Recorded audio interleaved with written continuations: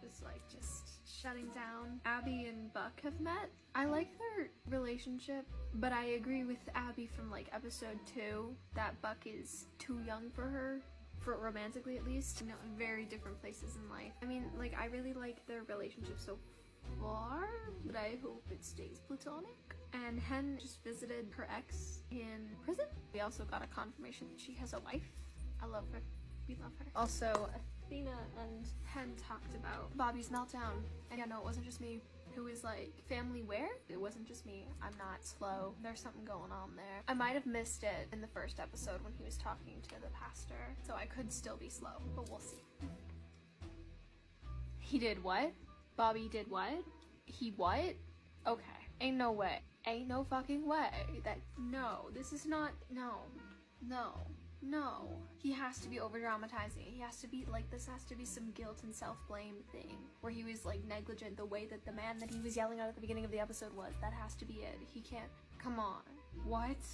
I really thought Grey's Anatomy hit me hard with Ellis Grey having Alzheimer's and Derek being married. This shit is whack. What is happening? What? The heater and the lamp that he left in that room still lit. They're gonna cause a fire. I can feel it in my fucking bones. It's gonna cause a fire and it's gonna be what kills his family. Oh. Yeah, it was the fucking space heater. And the reason that the fire was so big was because the building wasn't up to code. Hence his reaction at the beginning of the episode, and along like the building being not up to code, including the sprinklers not being hooked up. The owner of the building wasn't negligent, that his family might still be alive. And if he had noticed, which he likely would have if he was sober, might still be alive. That's why he had such a big reaction at the beginning. I mean, I figured they were dead, and after he said, I murdered my family, I was like, oh, they're gonna die in like a fire. And he's gonna blame himself. I could not have predicted. I guess I did kind of predict it, but that hurt. Bobby wants to introduce the crew to him, and Abby and Buck are gonna have phone sex, I guess. Again, nah. I don't know, the age difference there is a little weird to me. It's like, there's nothing wrong with it, it's just like, they're at such different, like, stages of life. Also, the, like, flannel bedspread, oh my god. That is either a Canadian or, like, a Texas thing, okay? So, it's like, I mean, I'm not surprised, but also that bedspread is god-awful. Diaz, Buckley, let's go! These beauty queens shrink. Are we suddenly giants? Please don't arrest me. I'll pay for any medical bills if we can just let this slide. I'm so sorry. I stopped birth control because I started menopause and now my hormones are going crazy. Can I get my shoe back? Can someone please bring me the rest of my gear? I'm sorry. I'm sorry. They're so dumb. They're so dumb. And I love them so much. Eddie's face. How the hell you spell chauffeur? Chauffeur. Ooh, fancy pants, Rich McGee over here. You talk sense into me. That'd have been interesting. Could have told you not to buy that truck. Yeah, you'd have talked me into buying something more expensive.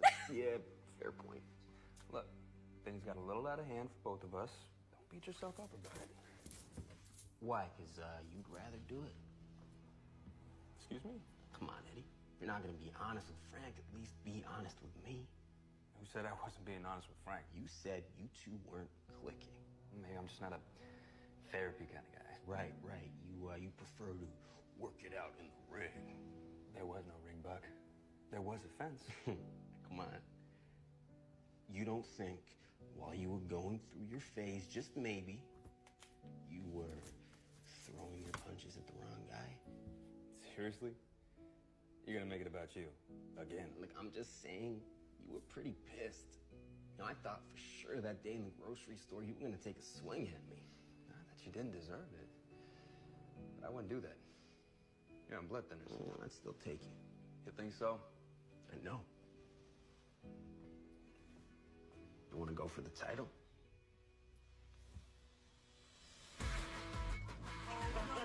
Are you joking right now? That was flirting. That was blatant flirting at the end. No. Buck's bisexuality isn't explored until season 7. Oh my god.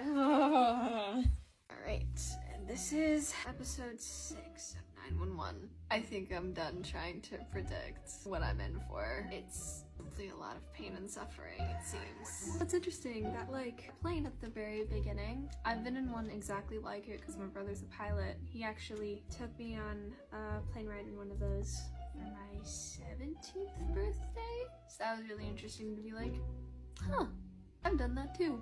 Okay, first of all, I feel like my hair's progressively gotten bigger throughout doing this, but Buck's whole thing with hating the Valentine's Day and then everyone being like, take her out for Valentine's, it's like, I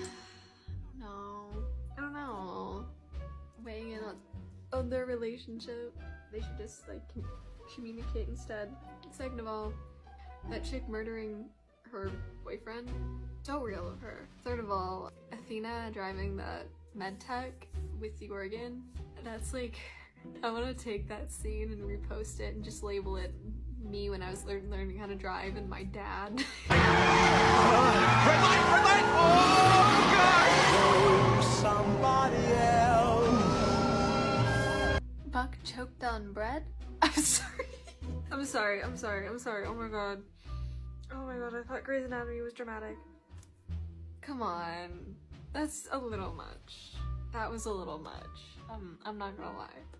Abby's doing an emergency tracheotomy and being talked through the procedure on the phone. I'm sorry, no.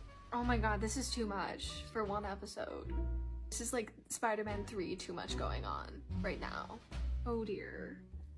We switched locations because it's 4:30 and also because my mom got up for work and I was like, she thought I was gonna go to bed by 9. I wanna deal with her being like, why are you still up?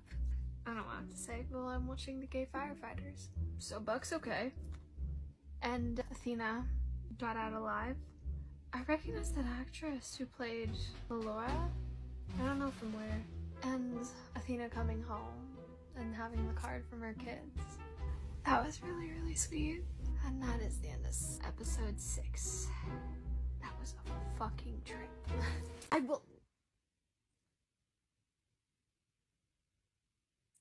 don't trust you. I don't trust you. I haven't told Dad yet. You will. We still have time. He has cancer. I don't trust you. Don't do this to me. No. No. You're not gonna do this. You're not gonna do that. She is going to be able to tell her dad that she got into USC. She is. No. And right after Eddie said, no, tomorrow isn't promised to anyone. No, you won't do that. You won't do this. You won't do this to me. You are not gonna do this to me. It's not gonna do this. No. Don't you dare. And after his hand acting up when he was driving, no. Don't do this to me. No. Come on.